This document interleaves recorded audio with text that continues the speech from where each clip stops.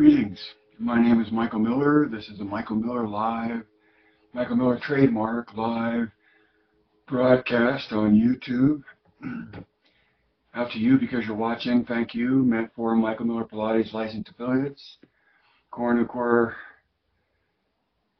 students, anyone interested in surviving as a Pilates instructor, and anyone interested in core and tension. So there's just three things today. And the first one is know what you know. And I keep coming back to that, and if this is your first exposure to me, then maybe you don't know much. But I'm assuming that you've been looking through all of this for something that I haven't mentioned yet. And still, what I repeat matters, I hope, to you. And know what you know, my number one title for today's broadcast, is know what you know. What do you know, okay? What do you know?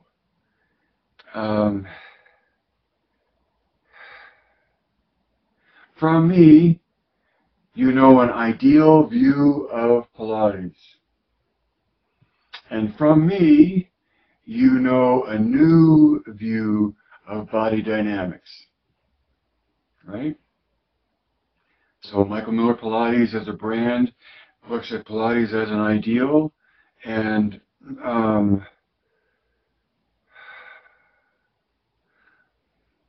beyond that, or apart from that,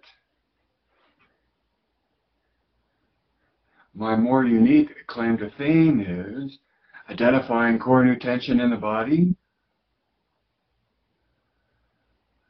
And so that's the biomechanical.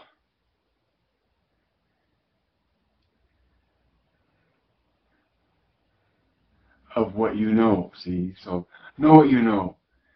You know a really interesting view of Pilates, and you know an interesting take on body dynamics.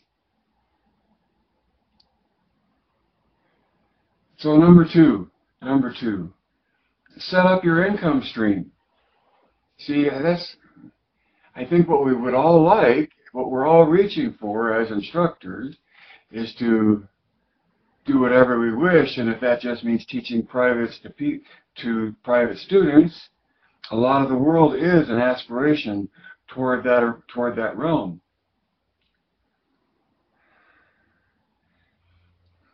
But to take what you know beyond one student at a time, you get involved in groups that perhaps have whole structures of their own in terms of lineages or teaching, training programs, that kind of thing.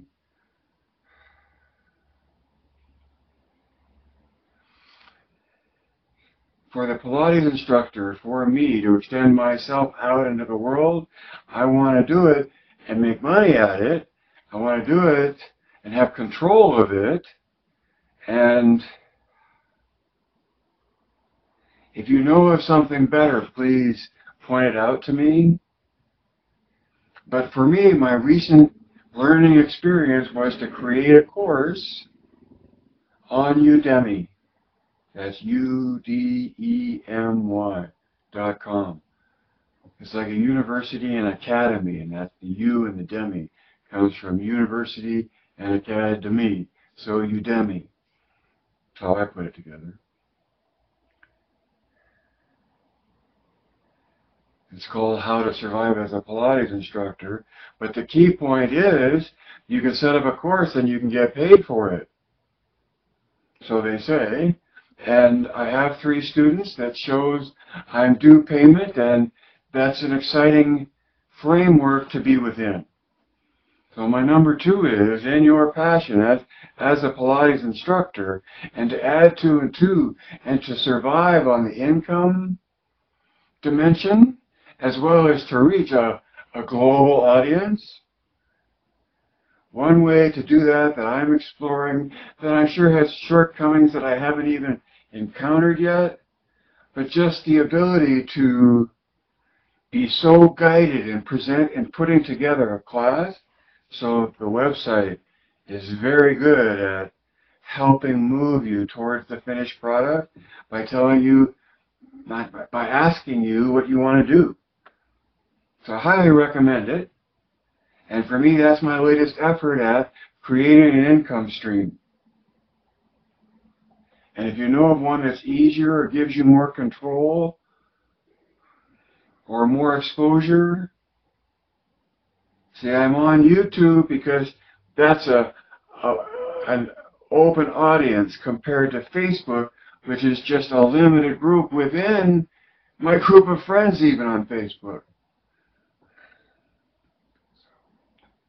So that was number 2. About set up an income stream. Look for that somewhere, somehow, so that you can contribute to it in your own way, either in words or in video or in audio or all of it. In my experience, it's easy to set all that stuff up, but it's very difficult to put a price tag on it, have it be a subscriber thing. And what I know about technology, I'm probably just totally ignorant. But I came across Udemy in other ways and immediately saw it as an avenue for me to share MMP and CT. And what came out of that, because of other market conditions and feedback I was getting, is a structured class to help you be a presenter of core nutention and Michael Miller Pilates. And just a presenter of it, you're just presenting what those two subjects are about. Okay? And if there's no interest, then there's no need to press it further.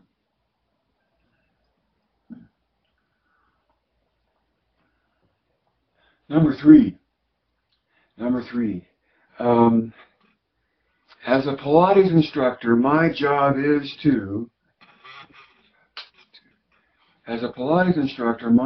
is to keep my students safe.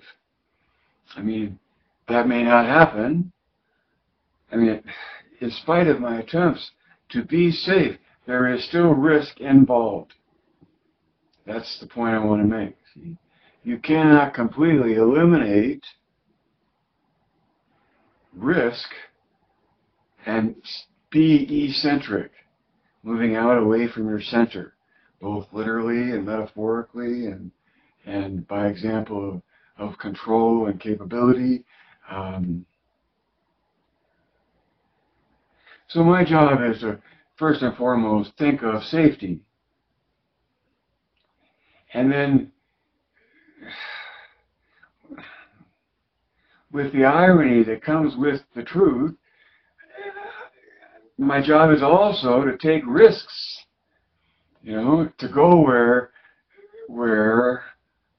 to go beyond where we are now. You see 1 rep, you see 2 rep or whatever, but you see what you see, and what you see makes you want to go beyond what you see. Right? So, have they signed a waiver? Is your insurance paid up? If you have any doubt, leave it out and come back to it. And that's the finesse of being a Pilates instructor, is not letting your mind or your agenda or what you've got your mind made up to do dictate where you go in the next moment or the next exercise. Because the moment you lay down your own observing and you just start pressing the situation into what you expect, the session, the quality of the experience goes downhill, right? You know this.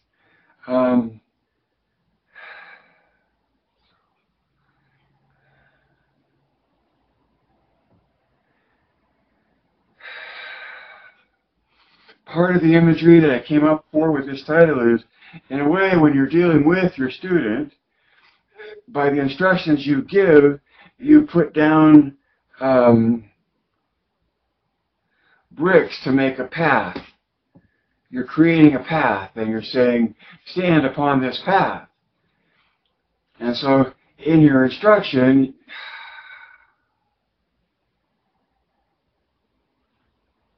if it's good, you never exceed the capability of the student to engage in the effort without and while maintaining control, right?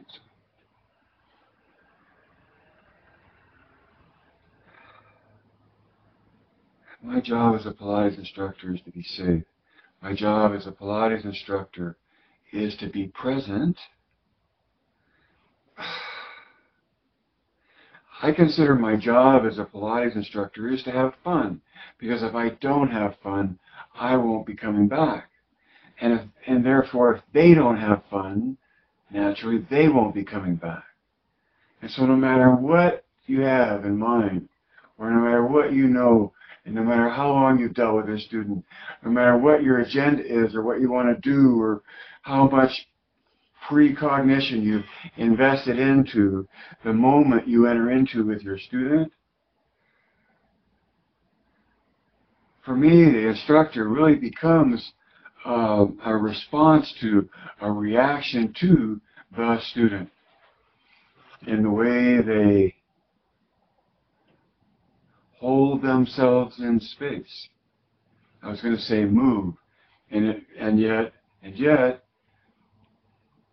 unless they're supine and asleep, and you have to go wake them up to start their lesson, and you've never met them before, even in how they sleep though, right? You observe your student and take it from there. Now, to me, the trick is to have an idea of where there is, where are you going, and how do you get there, and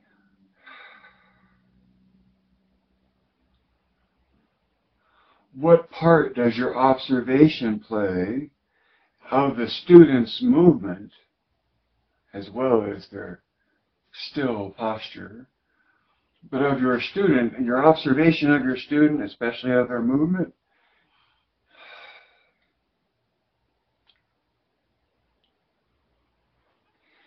That's the joy of the moment and the discovery for me, as well as for the student, because movement reveals itself, right?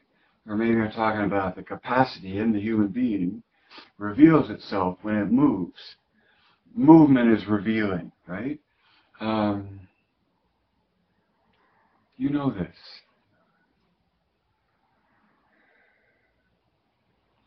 My job as a Pilates instructor, that I feel, is to have fun and get a sticker on my shoulder, metaphorically speaking, every time the student says, "Oh, I can feel that." They acknowledge the connection to their sensation, right? Because that's the observer capacity, and without that, you never get the complete coordination of all three capacities, okay?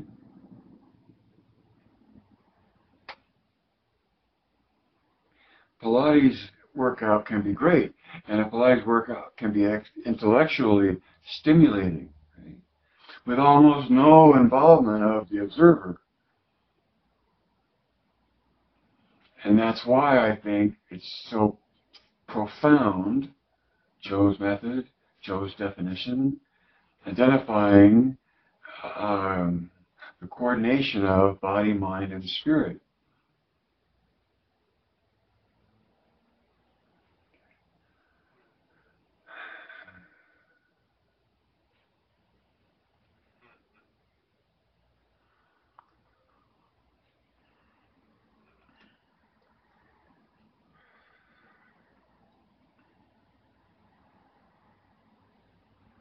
I have no idea what it's going to take to survive as a Pilates instructor, because I have no idea what Pilates will come to be perceived as, projected by some and perceived by others.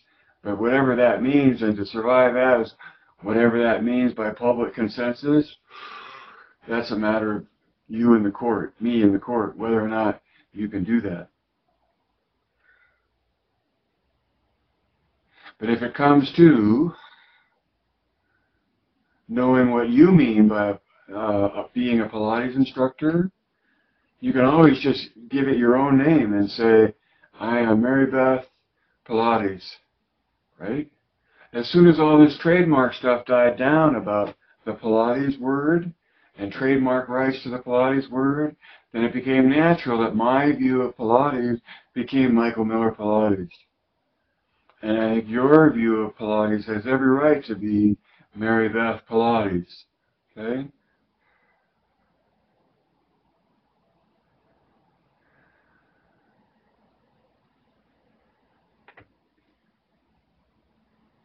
With MMP,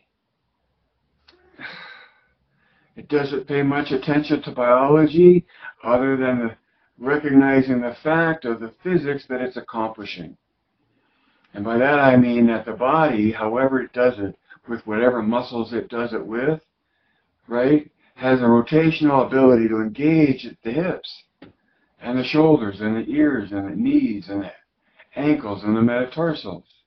Now, you can point to more or other or different perspectives, but this is the MMP perspective of the physics within the body that the body is capable of exercising control over, meaning the rotation around an axis.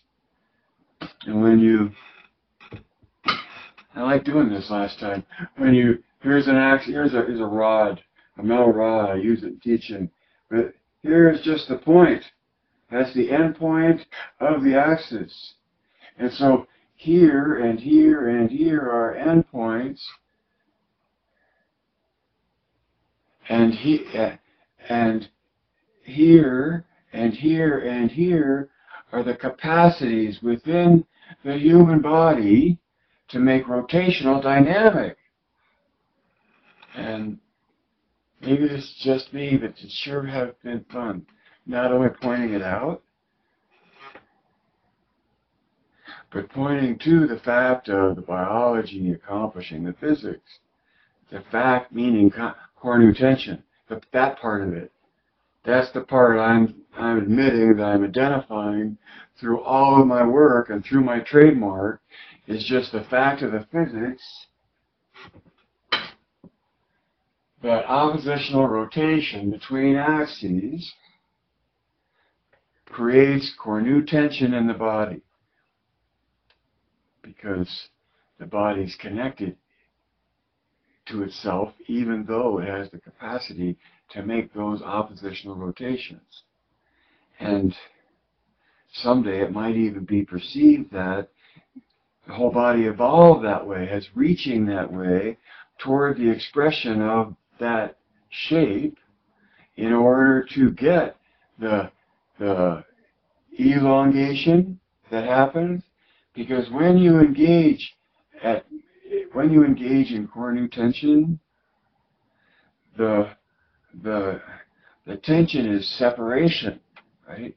It's the distance between the two axes gets longer.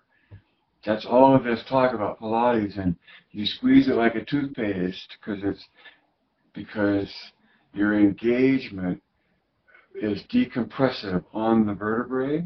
You with me?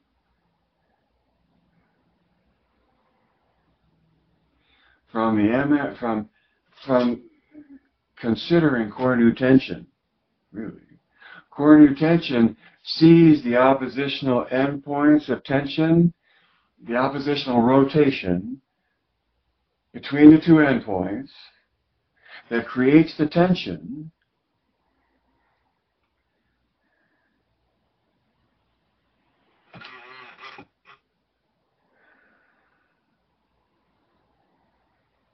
and I'm totally lost at what I was going to say next. Endpoints create the tension. So,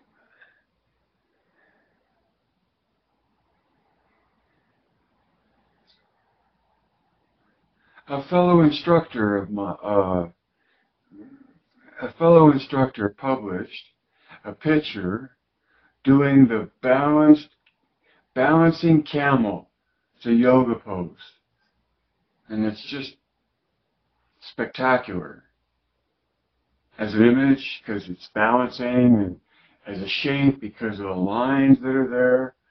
And for me, the position of the head is one of such obvious core new tension engagement, and how that's so much a part of the whole. You know what I'm saying? As if the head were all thrown back and the neck were exposed, and there weren't oppositional rotation between the ears and the shoulders, the whole thing wouldn't have been the same. I'm just pointing to a part. I know I don't mean to do that, but the whole that I'm pointing to is core new tension.